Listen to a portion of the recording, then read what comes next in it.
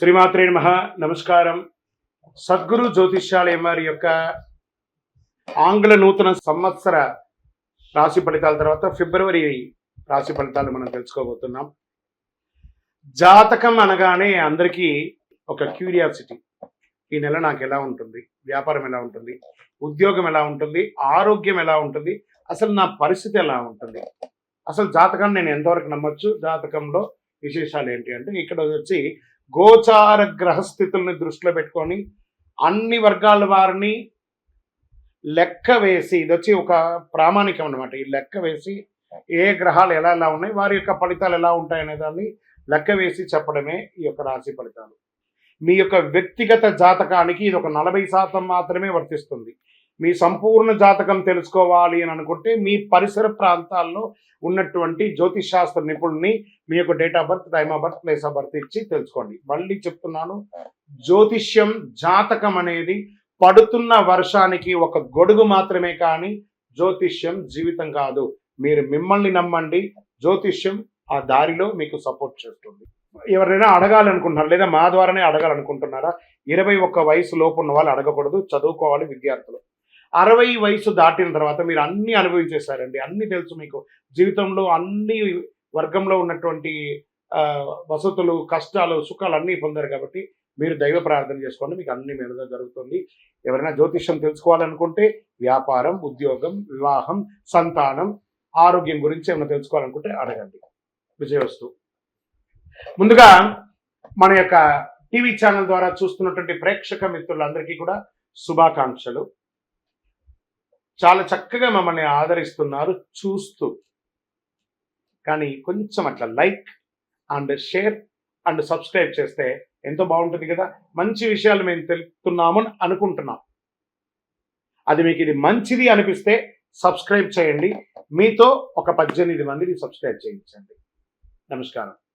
జ్యోతిషాస్త్రరీత్యా ద్వాదశ రాశుల్లో 7వ రాశి అయినటువంటి తులారాశి మిత్రులారా, మీరు చిత్తా నక్షత్రం 3, 4 పాదములు, స్వాతి నక్షత్రం 1, 2, 3, 4 పాదములు, విశాఖ నక్షత్రం 1, 2, 3 పాదాలకి జన్మించిన మీరు తులారాశి వారిగా పరిగణించబడుతున్నారు. ఈ నెల మీకు శుభాశుభ ఫలితాలు ఎలా ఉన్నాయి అనంటే, శుక్రుడు రాహుతో 6వ ఇంట్లో ఉన్నాడు ఈ నెల.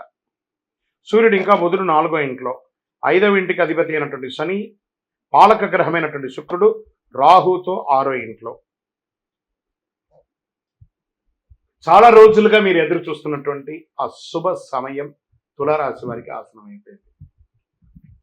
సమాజంలో గణనీయమైనటువంటి పేరు ప్రఖ్యాతులు పెరుగుతుంది. సమాజంలో ఉన్నత స్థాయి వ్యక్తుల యొక్క పరిచయాలు పెరుగుతుంది. తులారాశి మిత్రులారా, ఎప్పటి నుంచో కోర్టు వ్యవహారాల్లో ఉన్నాయి చూసారా, ఆ చిక్కులన్నీ తొలగిపోతుంది. రియల్ ఎస్టేట్ రంగం వారికి అద్భుతంగా ఉంటుంది కూడా చెప్పచ్చు. ఉద్యోగం చేసే చోట సహ ఉద్యోగుల దగ్గర నుంచి మంచి పేరు ప్రఖ్యాతులు పొందుతారు. వాళ్ళ యొక్క సపోర్ట్ ఉంటుంది. పై అధికారులు మిమ్మల్ని ప్రశంసిస్తారు. గౌరవ మర్యాదలు పెరుగుతుంది, ప్రమోషన్స్ పెరుగుతుంది, ఇంక్రిమెంట్స్ పెరుగుతుంది. ఎన్నో రోజులుగా మీరు కోరుకుంటున్నటువంటి ట్రాన్స్ఫర్స్ దొరుకుతుంది. మీకు అవార్డ్స్ కూడా పొందే అవకాశాలు ఉన్నాయి. వాణిజ్య పరంగా expansion of your business, industry tours వెళ్ళే అవకాశాలు ఉన్నాయి. మల్టిపుల్గా మీ వ్యాపార సంస్థను పెంచుకునే అవకాశాలు కూడా కనబడుతున్నాయి. డెడ్ స్టాక్స్ అంతా క్లియర్ అవుతున్నాయి. బ్యాంక్ లోన్స్ ద్వారా ఉన్నటువంటి ప్రెషర్స్ దొరుకుతాయి. చిట్ ఫండ్స్ వారికి ఈ నెల కొంచెం అద్భుతంగా ఉంటుందని కూడా చెప్పవచ్చు. నెల ప్రారంభంలో చిన్న చిన్న ఖర్చులు ఉన్న మాస ద్వితీయం నుంచి అద్భుతంగా ఉంటుందని చెప్పచ్చు. కొత్త ప్రయత్నాలు ఆపండి, కొత్త ప్రయత్నాలు చేయకండి, ఆపండి. కొత్త బట్టలు, ఆభరణాలు తదనంతర దాని ఏదో విధంగా వచ్చేస్తుంది. గిఫ్ట్గా రావచ్చు లేదా కొనవచ్చు. ఏదైనా సాధించాలనే సంకల్పం మీలో ఏర్పడుతుంది. పాత వాహనాన్ని మార్చి కొత్త వాహనం కొంటారు. భార్యాభర్తల మధ్య అన్యోన్యత పెరిగిపోతుంది. విడిపోయిన దంపతులు కలుస్తారు. కొందరికి పిల్లల భాగ్యం కలుగుతుంది. శుభకార్యాల్లో పాల్గొంటారు. కుటుంబంతో కలిసి విందు వినోదాలకి పాల్గొంటారు. సమాజంలో మీ పట్ల గౌరవం పెరుగుతుంది. ఒక అడుగు ముందుకు వేస్తారు. తండ్రి వైపు బంధువుల నుంచి వచ్చే ఆస్తులు కలిసి వచ్చే అవకాశాలు ఉన్నాయి. నెల చివరిలో సోదరుల ద్వారా కూడా కాస్త లాభం వచ్చే అవకాశాలు ఉన్నాయి. మహిళలకి అనేక విధాలుగా పురోగతిని కూడా చెప్పచ్చు. ఉద్యోగం చేసే మహిళలకి, వ్యాపారం చేసే మహిళలకి మంచి సమయం కూడా చెప్పచ్చు. పెరుగుదల కూడా ఉంటుంది. ఆరోగ్య సమస్యలు, ఒక విధమైనటువంటి ఖర్చు పెరుగుతుందని కూడా చెప్పచ్చు. విద్యార్థులకి ఇది చాలా బాగుంటుంది. రాజకీయ నాయకులకి ఇది యోగ కాలం. షేర్ మార్కెట్ అద్భుతంగా ఉందని చెప్పొచ్చు. వ్యవసాయం బాగా ఉంది. మీడియా రంగం వారికి చాలా బాగుంది. ఐటీ రంగం వారికి బాగుంది. రీసెర్చ్ రంగంలో ఉన్న వాళ్ళకి, స్పోర్ట్స్ రంగంలో ఉన్న వాళ్ళకి, సర్వీస్ సెక్టార్లో ఉన్న వాళ్ళకి, పోలీస్ డిపార్ట్మెంట్, డిఫెన్స్, డాక్టర్స్ అటువంటి వీళ్ళందరికీ కూడా చాలా బాగుంటుందని చెప్పొచ్చు. నూతన ఉద్యోగం కోసం ప్రయత్నం చేసే వాళ్ళకి ఇది ఒక యోగం చెప్పొచ్చు. ఓవరాల్ తులారాశి వాళ్ళకి ఫిబ్రవరి 2025 అద్భుతం అని కూడా చెప్పొచ్చు. శుభదినాలు 1, 3, 9, 12 అని చెప్పొచ్చు. అదృష్ట సంఖ్య 3, 7, 9. చంద్రాష్టం బాగున్నప్పుడు అక్కడ కొంచెం బ్రేక్ ఉండాలి కదా.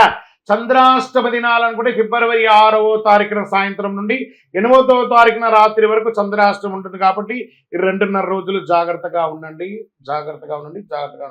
సంతకం పెట్టేటప్పుడు, ఇతరులతో మాట్లాడేటప్పుడు, వాహనం నడిపేటప్పుడు జాగ్రత్త. సరే, ఏమైనా పూజించాలా దేవుని అంటే 100% పూజించాలి కదా. శివుని ప్రార్థన చేయండి. శివరాత్రికి ఈరోజు చక్కగా ప్రదోష సమయంలో అభిషేకం చేయండి. ఆంజనేయ స్వామి వారికి ప్రార్థన చేయండి. ప్రతి సోమవారం శివుని యొక్క దేవాలయానికి వెళ్ళి బిల్వంతో అర్చన చేయండి. 12 ప్రదక్షిణాలు చేయండి. శివస్థుతులను పారాయణం చేయండి. ఆంజనేయ స్వామికి వెన్నతో అలంకారం చేయండి. ఇవన్నీ కూడా ఉంటుంది. దేవి సప్తసతి పారాయణం చేయండి. అతి శక్తివంతమైనటువంటి కరుంగాలి మాలను ధరించండి. ఆరోగ్యంగా బాగుంటారు. సామాజికమైనటువంటి సేవలు పొందుతారు. అద్భుతంగా ఉంటారు. ఏ విధమైనటువంటి దోషాలన్నీ తొలగిపోతాయి. ఆనందంగా ఉంటారు. మీ వయసు సంఖ్య ఎంత ఉందో అన్ని దీపాలు వెలిగించండి దేవాలయంలో. మీ యొక్క వ్యక్తిగత జాతకం తెలుసుకోవడానికి కింద కనబడుతున్న నంబర్కి మీ పేరు, date of birth, time of birth, place of birth WhatsApp పెట్టండి. కాల్ చేయకండి. శ్రీమాత్రే నమః. స్వామియే శరణమయ్యప్ప. అందరికీ అయ్యప్ప స్వామి వారి యొక్క విశిష్టతలంతా కూడా మనం గత కొన్ని నెలలుగా చెప్పుకుంటూ వచ్చాం కదా. శబరిమలలో ఈ సంవత్సరం చాలా అద్భుతమైనటువంటి పూజలన్నీ కూడా జరిగింది. ఏ విధమైనటువంటి ఇబ్బంది కూడా జరిగింది. మీ అందరికీ ఇది ఒక ఆహ్వానంగా పడుతున్నాం. తిరుపతికి దర్శనానికి వెళ్ళే ప్రతి ఒక్కళ్ళు కూడాను రైల్వే స్టేషన్ నుండి, బస్టాండ్ నుండి 3 కిలోమీటర్ల దూరంలో ఉన్నటువంటి అయ్యప్ప స్వామి వారి 18 అవతారముల దేవాలయం. ఇది ప్రపంచంలోనే మొట్టమొదటి దేవాలయం అండి. అయ్యప్ప స్వామి బ్రహ్మచారిగా శబరిమలలో ఉన్న అయ్యప్ప ఒక అవతారమే. కానీ అంతకుముందు ఉన్నటువంటి 17 అవతారాలను బ్రహ్మశ్రీ డాక్టర్ చంద్రమౌళి గురుస్వామి గారు రీసెర్చ్ చేసి 2016 నవంబర్ 9 నాడు ప్రతిష్ఠ చేసి సమాజానికి అంకితం ఇచ్చారు. మాల వేసుకున్న ప్రతి భక్తులు లేదా ప్రతి భక్తులు కూడా ప్రపంచంలో చూడవలసినటువంటి ఒక అద్భుతమైనటువంటి క్షేత్రం. 27 దేవాలయాలు ఒకటే ప్రాంగణంలో ఉంటుంది. 18 అవతారాలుగా రండి, దర్శనం చేసుకోండి.